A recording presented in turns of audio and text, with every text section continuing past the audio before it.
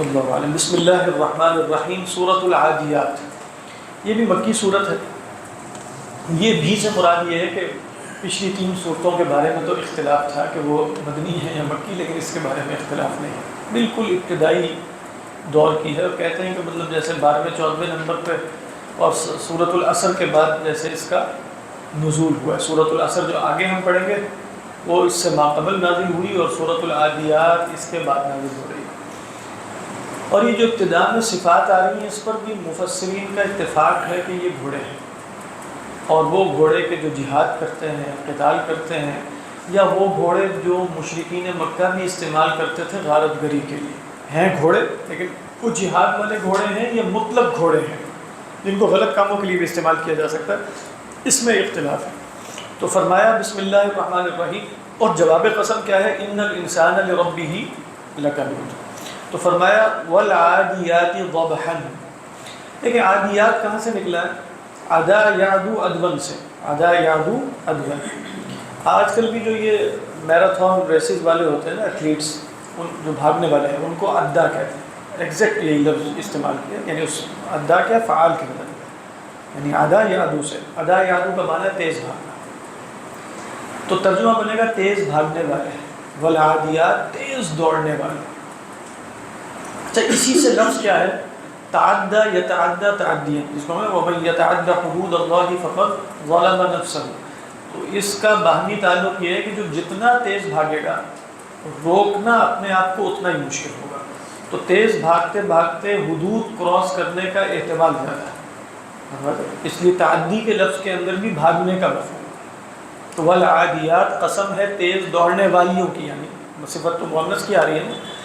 ضبحا مراد کیا ہے؟ الخیل، الخیل العادیات، یا آپ خیول بھی کہہ سکتے ہیں، اور خیل اس میں جنس ہے، وہ بھی جمع کے معنی میں آ جاتا ہے، یعنی اس کا جو موصوف ہے وہ کیا ہے؟ وہ خیل یا خیول ہے، خیل یا خیول۔ اور یہ گھوڑے جو ہیں یہ بہت زبردست چیز ہے۔ اللہ کے رسول صلی اللہ علیہ وسلم نے فرمایا، یہاں علماء نے حدیث نقل کی کہ الخیول الخیل معقود فی ناصیتہ الخیل الی یوم القیامہ، گھوڑے کی پیشانی میں قیامت کے دن تک خیر جو ہے وہ باندھ دیا گیا، یعنی جہاد کے لیے استعمال ہوں گے۔ تو اعدوا لهم ما استطعتم من قوة ومن رباط الخیل ترہبون به عدو اللہ وعدوکم۔ کبھی بھی آپ جانتے ہیں کہ گھوڑے جو ہیں استعمال ہوتے ہیں، خصوصاً گوریلا وار میں یا پہاڑی علاقوں میں لڑائی جھگڑے کے لیے گھوڑے خچر، مطلب ابھی سیاچین میں بھی آپ نے سنا ہے کہ وہاں گھوڑے اور خچر اور یہ سب چلتے ہیں۔ 48 گھنٹے میں کہہ رہے ہیں کہ جنگ شروع ہو رہی ہے، اللہ معاف کرے۔ والعادیات ضبحا، عطاء اللہ تاہر صاحب نہیں ہمارے وزیر اطلاعات، ان کا صبح میں نے بیان پڑھا ہے کہ 36 سے 48 گھنٹوں میں بھارت کے حملے کا اندیشہ ہے، یہ فرمایا۔ تو کشمیر میرا خیال ہے ناجواز کا ہے، کیونکہ بمبر کی طرف ہی انہوں نے گرایا، یہ جو ڈرون تھا نا یہ بمبر کی طرف گرایا، ادھر ہی گرا۔ اچھا، وہ جہاز بھی ادھر ہی گرا، بمبر کا کوئی خصوصی ہے سلسلہ، تو وہاں مطلب خطرہ بھی ہوتا ہوگا، مطلب جب گولہ باری یا اس طرح۔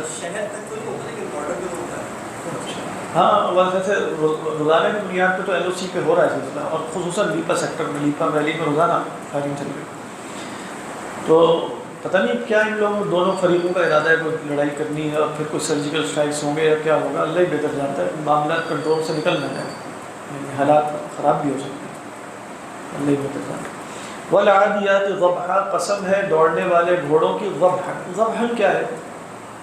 یہ ہے ضبح یضبح ضبحا سے، کہا کہ یہ اصلاً استعمال ہوتا ہے ہانڈی کے لیے، ضبح القدر، ضبح القدر، کہ جب وہ بالکل کھولنا شروع ہو جاتی ہے نا تو اس میں سے جب گھڑ کر کے جو آوازیں ہانڈی سے آ رہی ہوتی ہیں اس صوت کو کہا جاتا ہے ضبح۔ تو کہا کہ یہ وہ جو ہانڈی کی آواز ہے نا، وہ گھوڑے کے جو نتنوں سے نکلتا ہوئی ایک ساؤنڈ ہے جب وہ ہانپ رہا ہوتا ہے، وہ مانند اس آواز کے۔ تو ضبح یضبح گھوڑے کے سانس لینے کی آواز نہیں، ہانپتے ہوئے جب گھوڑا سانس لے، کیونکہ پیچھے والعادیات کا لفظ آیا نا، تو جو آواز نکلتی ہے اس آواز کو ضبح یضبح ضبحا۔ بات سمجھ آئی؟ تو کیا ترجمہ بنا ہے والعادیات ضبحا؟ مطلب اس میں ہانپنا تو ہے، لیکن ہانپنے کے مفہوم میں وہ مطلب ساؤنڈ، اصل میں ضبح کے لفظ کے اندر نا آواز کی طرف اشارہ ہے۔ تو جیسے وہ تخیلاتی طور پہ آپ دیکھ سکتے ہیں نا کہ کس طرح گھوڑوں کے نتنوں کے اندر سے وہ نکل رہا ہوتا ہے اور آواز آ رہی ہوتی ہے، اس پورے منظر کی طرف اشارہ ہے۔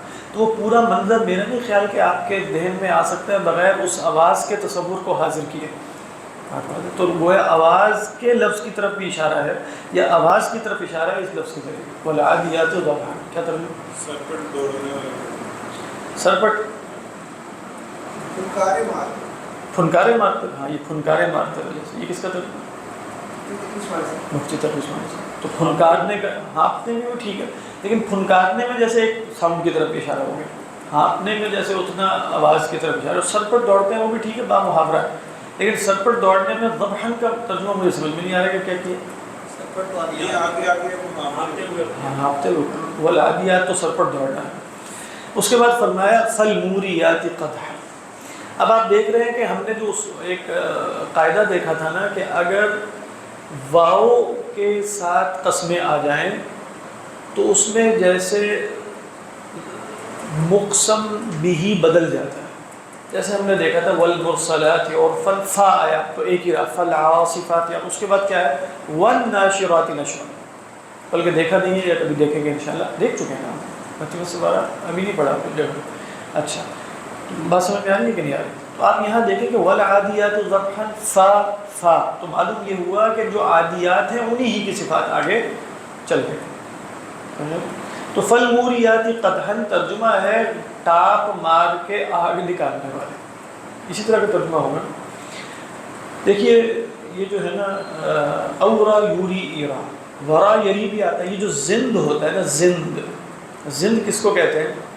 جو چکمکاپ، کیا اس کو کہتے ہیں؟ چکمکاپ ہوتا ہے جو پتھر ہے جس سے شعلہ نکلتا ہے، اگر دو پتھر آپس میں ٹکرائیں اور شعلہ نکلے تو اس کو کہا جاتا ہے ورا الزند، بات ہے ورا یری وریا ضرب یضرب، اور اگر آپ مار کے نکالیں تو کہا جاتا ہے اورا فلان الزند، مطلب تو اورا یوری جو ہے وہ متعدی ہے اور ورا یری جو ہے وہ لازم ہے، مطلب اچھا اب جو اورا یوری کے لفظ کے اندر یہ بات شامل ہے کہ جو آگ نکالی جائے گی، شرارہ نکالا جائے گا، وہ مار کر نکالا جاتا ہے، لفظ یہ بتا رہا ہے، ورنہ آپ کہیں اشعلت النار، کوئی اور طریقہ اوقدت النار، جو سب الفاظ استعمال ہوتے ہیں نا عربی زبان میں، مثلهم كمثل الذي استوقد نارا فلما اضاءت كلما اوقدوا نارا للحرب، جب بھی یہ آگ جلاتے ہیں اشعال کا لفظ بھی آ جاتا ہے، انارہ کا لفظ بھی آ جاتا ہے، لیکن جب یہاں اورا یوری کہا تو خود معلوم ہو گیا کہ بھئی یہ کسی ضرب کی وجہ سے جو شرارہ نکلتا ہے اس کی طرف اشارہ، سمجھا؟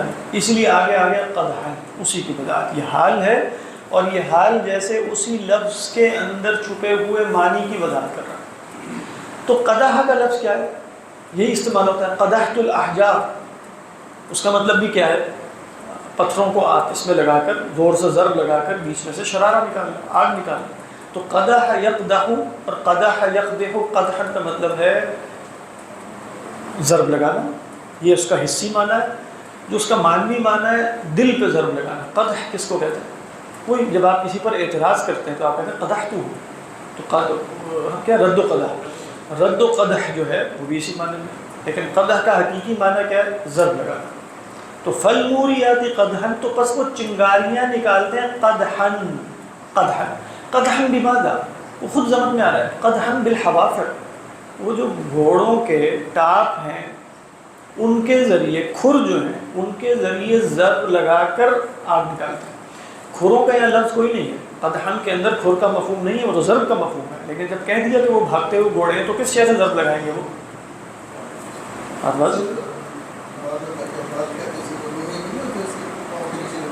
وہ نہ بھی ہونا پھر بھی نکال دیتے۔ اصل میں کہاں نکالتے تھے؟ علماء نے کہا اگر آپ مکہ کی سرزمین دیکھیں، مکہ کے آس پاس کبھی آپ نکل کے دیکھیں یا مدینہ کی طرف جائیں تو بالکل کالے پتھروں والی زمین آتی ہے، بالکل جیسے۔ اچھا آگ کب نکل رہی ہوتی ہے؟ صبح سویرے، صبح صادق کا وقت ہو، فجر کا وقت ہو، رات کا وقت ہو، تبھی نظر آئے گی۔ تو غارت گری کب یہ کرتے ہیں؟ فالمغیرات صبح، اس لیے آپ دیکھیں آگے صبح سویرے کا وقت ہے، فجر کے وقت یہ حملہ کرتے ہیں جب لوگ سو رہے ہیں۔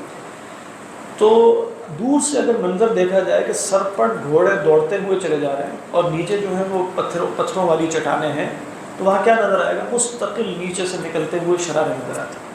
تو یہ منظر دیکھنے والوں کو یہی منظر نظر آئے گا دور سے کہ کیا ہو رہا ہے، کہ بھئی وہ شرارے نکل رہے ہیں۔ پھر کیا ہوتا ہے کہ وہ زمین آپ جانتے ہیں کبھی پتھروں والی زمین ہے تو پھر اچانک ریت آ جاتی ہے، تو پھر کیا فَأَثَرْنَ بِهِ نَقْعًا، غبار بھی اڑائیں گے، غبار بھی اڑا رہے ہیں، اور جب پتھر آتے ہیں تو گویا ان پر ٹاپ مارتے ہوئے آگ بھی نکالتے ہیں۔ وَالْعَادِيَاتِ ضَبْحًا فَالْمُورِيَاتِ قَدْحًا فَالْمُغِيرَاتِ صُبْحًا، صبح سویرے حملہ کرتے ہیں اور پھر فَأَثَرْنَ بِهِ نَقْعًا، کیا ترجمہ؟ پھر ٹاپ مار کر آگ جاڑتے بیٹھتے پتھر پر، پھر صبح کے وقت تاراج کرتے، تاراج کرتے ہیں۔ صدق اللہ العظیم۔